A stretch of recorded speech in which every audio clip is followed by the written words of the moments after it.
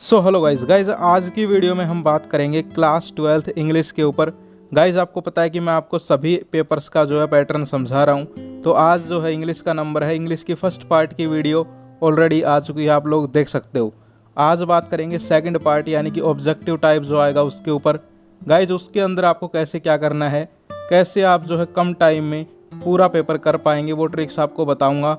ठीक है, तो चलिए गाइज वीडियो को देखते हैं। उससे पहले गाइज मैं आपको बता दूं, अगर आपको इंपॉर्टेंट क्वेश्चंस चाहिए तो आप लोग जो है 25 रुपये की पीडीएफ भी खरीद सकते हो। आपको जो है डिस्क्रिप्शन में कॉन्टैक्ट नंबर मिल जाएंगे, वहां पर आप कॉन्टैक्ट कर सकते हो। अब चलते हैं वीडियो में आगे।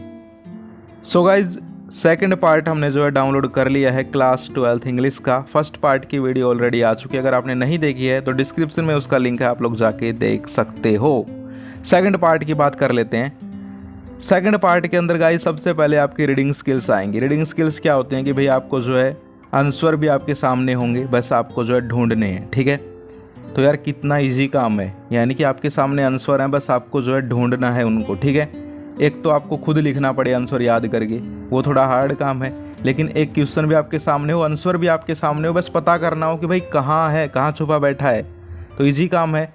लेकिन कुछ लोग डर रहे हैं, कुछ स्टूडेंट डर रहे हैं, तो यार डरने की बात नहीं है, आपको इजी टिप्स बता देता हूँ सेकंड पेपर के रिगार्डिंग। सबसे पहले आएगा आपका पैसेज। ठीक है, पैसेज में अच्छी बात और हो गई है आपके कि आपको जो है क्वेश्चंस के साथ साथ MCQ मिलेंगे, यानी कि आंसर भी बता दिए जाएंगे कि भाई ये 4 आंसर हैं, अब तो ढूंढ लो। मतलब भाई इतना ईजी कर दिया। ठीक है, देख सकते हो आपको MCQ टाइप मिलेंगे क्वेश्चंस। तो यार देखो, सबसे बेस्ट तरीका क्या है करने का, 2 तरीके हैं। एक लोग क्या करते हैं, कुछ स्टूडेंट सबसे पहले पढ़ेंगे the college was closed on Saturday last on account, ये वो पढ़ेंगे पूरा। ठीक है, फिर क्वेश्चंस पढ़ेंगे। चलो ये भी अच्छा है, लेकिन जो मुझे अच्छा लगता है और जो ज़्यादा इफेक्टिव है वो क्या है कि सबसे पहले आप क्वेश्चंस पढ़ो। फर्स्ट क्वेश्चन पढ़ो अब आप, why was college closed on Saturday. अब इसके MCQ के यहाँ पर पढ़ो, it was a public holiday because of strike, because of it being a fine day, because of flood situation. पढ़ लिए, अब कुछ दिमाग में बैठा है, अब आपके ऊपर आओ और थोड़ा सा पढ़ो। The college was closed on Saturday. अब तुमने देखा यार क्वेश्चन में भी यही लाइन थी, the college was, why was college closed on Saturday. अब तुम थोड़ा सा अलर्ट हो जाओ। हाँ, अब आगे पढ़ो, on account of its being a fine day. अरे ये तो सी था शायद, ये रहा C, because of its being a fine day. मिल गया आंसर। अब देखो, करने को आप फर्स्ट टाइप से भी कर सकते हो कि पहले यहाँ पर पूरा पढ़ लो फिर करो, लेकिन ये जो तरीका है ये आपको कहाँ पर लगाना है, जब आपको मुश्किल हो जाए कि भाई मिल ही नहीं रहा आंसर, तो आपको ये काम आ जाएगा। ठीक है, क्वेश्चन पढ़ना, फिर एक बार दोबारा से पैसेज को पढ़ना। ठीक है, करके देखना गाइज, ये जो है इजी है। ठीक है, तो ऐसे ही आपको क्या करना है, क्वेश्चंस पढ़ने हैं पहले सारे, फिर जो है आपको आंसर ढूंढने हैं, यानी कि पैसेज पढ़ना है। एक बार सारे क्वेश्चंस पढ़ लेना, फिर पैसेज पढ़ना, आपको खुद पता चल जाएगा कि किसका आंसर कहाँ आ गया। ठीक है, तो ये इजी तरीका है, और भाई बिल्कुल इजी आएंगे, टेंशन नहीं लेनी है। इसके बाद सेकंड देख सकते हो आप। अब सेकंड का क्वेश्चन पढ़ो पहले। ठीक है, हम पहले पैसेज नहीं पढ़ेंगे। The airport of which country is being described in this passage, India, Bhutan, Nepal, England. अब आपने पढ़ा, लाइन पहली दिमाग में बैठ गई कि भाई किस एयरपोर्ट के बारे में पूछ रहे हैं, कि किस कंट्री का जो डिस्क्राइब किया गया है, और कंट्रियों के नाम आ गए। अब पढ़ो, as we alighted from the plane onto the tarmac of one of the smallest international airport in the world, a picture perfect sight greeted us, a quaint airport terminal surrounded by green mountains, so tranquil and beautiful even on a wet grey morning. Is simple took out breath away, we had landed in the kingdom of Bhutan. अब भूटान का नाम सुनते ही पकड़ गए कि भूटान देश का नाम आ गया, तो इसका आंसर भूटान हो गया, पकड़ गए।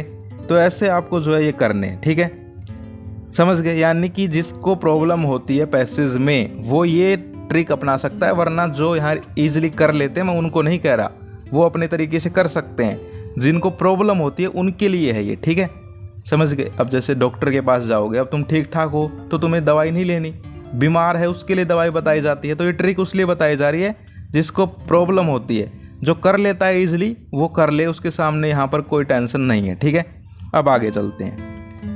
बहुत अच्छे नंबर आएंगे इंग्लिश में, टेंशन मत लो यार तुम लोग। आगे भी आपका कुछ ऐसा ही है यार, पैसेज और उसके बाद आपके क्वेश्चंस जिसमें आंसर होंगे। अब आता है काम की चीज़, तो अब आती है ग्रामर। इसका नाम सुनते हैं भाई स्टूडेंट्स के कान खड़े हो जाते हैं, भाई ये हमें नहीं आता, क्या करें भाई क्या करें।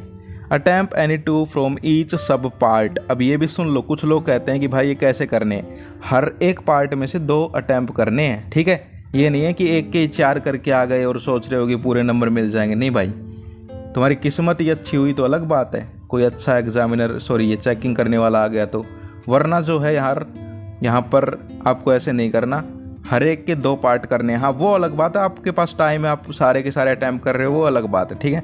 तो देखो अब ग्रामर की यार शॉर्टकट ट्रिक मुझसे पूछते हैं लोग, अब भाई मैं खुद उनको बता दूं, मुझे भी थोड़ी कमी आती है ग्रामर, ठीक है। और यार देखो ग्रामर की कोई शॉर्टकट ट्रिक कोई नहीं बता सकता, ग्रामर सीखनी ही पड़ती है, ठीक है। आपके टीचर जब ग्रामर करवाते होंगे तो वो ब्लैक बोर्ड पर करवाते होंगे, लेसन्स तो फिर भी वो बोल के पढ़ा देते होंगे, बोल के क्वेश्चंस लिखवा देते होंगे। कोई ग्रामर बोल के पढ़ाता है क्या? बोर्ड पे करवाते हैं, क्योंकि ग्रामर जो है वो मैथ की तरह है, सीखनी ही पड़ती है। मैथ जो है वो रटा जाता है क्या? क्वेश्चंस रटते हो क्या तुम लोग? नहीं रट सकते ना, समझने पड़ते हैं। ऐसे ही ग्रामर है, ग्रामर के अंदर भाई आपको सीखना ही पड़ेगा, ठीक है। लेकिन अब भाई टाइम कम है, अब क्या करें, चलो उसका सॉल्यूशन देते हैं। अब सीख तो सकते नहीं कि भाई अब बैठने जाओ सीखने बैठ जाओगे, ऐसा तो नहीं है। तो अब आपको क्या करना है गाइज, जिस टाइप के आपके क्वेश्चंस आ रहे हैं यहाँ पर, इस टाइप के ही आपको जो है प्रैक्टिस करने हैं, ठीक है। यानी कि आपने ग्रामर में भी देखा होगा कई प्रकार के, जैसे टेंस ले लो। अब आपका मान लीजिए कोई टेंस का क्वेश्चन आ रहा है और वो है प्रेजेंट इंडेफिनिट का, तो 99% चांस है, 10th में भी ऐसा ही हुआ है, प्रेजेंट इंडेफिनिट का ही एग्जाम्पल आपके पेपर में आया है, ठीक है। जैसे कि तुम पेपर दे के आए हो हिंदी का 12th का, वहाँ से समझाता हूँ। तुम्हारे सैम्पल पेपर में था त्रिलोचन, अब वो कौन सा समास है, समझ गए। ऐसा ही पेपर में आया था त्रिफला, देखा है सबने, तो दोनों सेम ही है ना। तो यही यहाँ पर होगा कि आपके जो यहाँ पर ग्रामर के अंदर जैसे प्रकार के यहाँ पर जो है सेंटेंस हैं, वही उसी चीज़ से जो है सेंटेंस आपको देखने को मिलेंगे पेपर में, ठीक है। यानी कि अगर सैम्पल पेपर में प्रेजेंट इंडेफिनिट का है तो 99% चांस है, 1-2% ऊपर नीचे हो सकता है कि आपके प्रेजेंट इंडेफिनिट का ही कोई यहाँ पर एग्जाम्पल हो आपके पेपर में, ठीक है। तो इससे ये आपका जो है अब कम टाइम में भी आप ग्रामर को सीख सकते हो कि भाई जिस जिस टाइप के यहाँ पर दिए गए हैं वो आप जो है पढ़ लो। अब देखो आर्टिकल है, इसमें तो भाई होते ही 3 है, तो ये तो क्या करोगे, ठीक है। जिसमें हो सकता है ये ट्रिक अपना सकते हो वो अपना लो, ठीक है, समझ गए। तो ये आप कर सकते हो। अब ये वॉइस कौन कौन सी हैं, कौन कौन से रूल्स हैं, जिस रूल्स की ये वॉइस हैं 3 की 3, 4 की 4, वही रूल्स के आपको एग्जाम्पल्स जो है प्रैक्टिस करने हैं, कहने का मतलब ये है, ठीक है, समझ गए। अब जैसे कि यहाँ पर वर्ब आ गई, अब ये कौन सा टेंस है, जोन सा ये टेंस है ना, इसी टेंस के और एग्जाम्पल्स आपको प्रैक्टिस करने हैं, ठीक है। ये मैं कहना चाहता हूँ ग्रामर के लिए, समझ गए। फिर भी समझ नहीं आया तो भाई कमेंट करना, मैं समझाऊंगा आपको बैठ के, ठीक है, टेंशन मत लो। जो समझ गया है वो भाई करना प्रैक्टिस, ठीक है। और कोई ग्रामर की शॉर्टकट ट्रिक नहीं है कि भाई मैं आपको गोली दे दूँ कि भाई ये गोली खा लेना ग्रामर आ जाएगी, कोई नहीं दे सकता, मैं ही नहीं, कोई भी नहीं, ठीक है। टीचर्स भी नहीं दे सकते भाई, ये तो प्रैक्टिस से ही आती है, ठीक है। और इसमें कोई यहाँ पर ये भी नहीं है कि एक्सीलेंट हो सकता है, कोई यहाँ पर परिपूर्ण नहीं हो सकता, ग्रामर बहुत बड़ी है, ठीक है। कोई ना कोई ऐसा रूल आ जाएगा वो कर ही नहीं सकता, ठीक है। मुझे भी कमी आती है। चलो आगे चलते हैं। आगे आपका फिर से पैसेज आ गया, लेकिन ये पैसेज आपके थोड़े जाने पहचाने हैं, ठीक है। जाने पहचाने का मतलब सीन है, यानी कि ये पैसेज जो है आपके चैप्टर्स में से आएंगे, तो अगर चैप्टर्स की नॉलेज है तो ये तो जल्दी जल्दी हो जाएंगे, ठीक है। अब देखो पहला question, name the chapter from which these lines have been taken. अब तूने बस एक लाइन देखी, साहेब आलम, समझ गए कौन सा चैप्टर है, कर दोगे, ठीक है।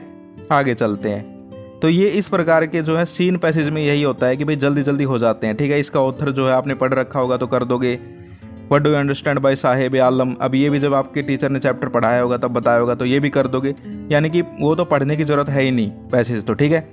तो ये यहाँ पर जो है एक इसका बेनिफिट मिलता है कि ईजिली हो जाते हैं। इसके बाद सेकंड जो है वो भी ऐसा ही है, ठीक है, समझ गए। तो यार ये है आपका पेपर। इसके बाद आता है सी स्टेंजा। स्टेंजा क्या होता है, ये पोएम से आता है, ठीक है। तो ये भी आपका जान पहचान का ही होता है, जान पहचान वालों से तो दोस्ती कर ही लेते हो तुम लोग, ठीक है। तो इससे भी तुम्हारी दोस्ती हो जाएगी, ये भी ईजी आएगा, ठीक है। अब देखो इसकी यहाँ पर शॉर्टकट ट्रिक बताता हूँ। 99% देखने को क्या मिला है, ठीक है, कि भाई जिस पोएम से यहाँ पर आपके सैम्पल पेपर में आया है 99% उसी से ही आपके पेपर में आ सकता है, लेकिन ज़रूरी नहीं है भाई, बदल भी सकता है, ठीक है। तो कभी मेरे को कहो आके पेपर देके कि भाई आपने बताया था कि वहीं से आएगा, लेकिन हम तो वहीं से करके गए थे और पढ़े ही नहीं, तो ऐसा मत करना, और भी पढ़ लेना। लेकिन मैं बता रहा हूँ, ठीक है, हो सकता है ऐसा कि यहीं से आ जाए इसी पोएम से, या फिर इसकी अगली पोएम एक और एक इसकी पिछली वाली वो भी अच्छे से पढ़ लेना, ठीक है। तो यार देखो, कहने का मतलब ओवरऑल क्या है कि भाई इस पेपर के अंदर ज़्यादा कोई शॉर्टकट ट्रिक्स बताई नहीं जा सकती, कहने का मतलब ये है।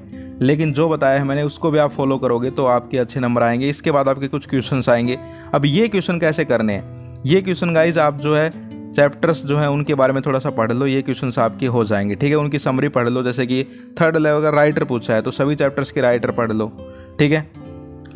सदाओं की वाइफ पूछी है तो आपने चैप्टर पढ़ा होगा, क्वेश्चंस पढ़े होंगे, तो हाना हाना नाम आता है तो ये आप देख सकते हो। तो ये क्वेश्चन आपके हो जाएंगे, पूरा ये पेपर जो है वो हो जाएगा। लगता थोड़ा हार्ड है लेकिन ये इजी है, यहाँ पर बस दिमाग लगाने का थोड़ा यहाँ पर जो है फंडा है, ठीक है।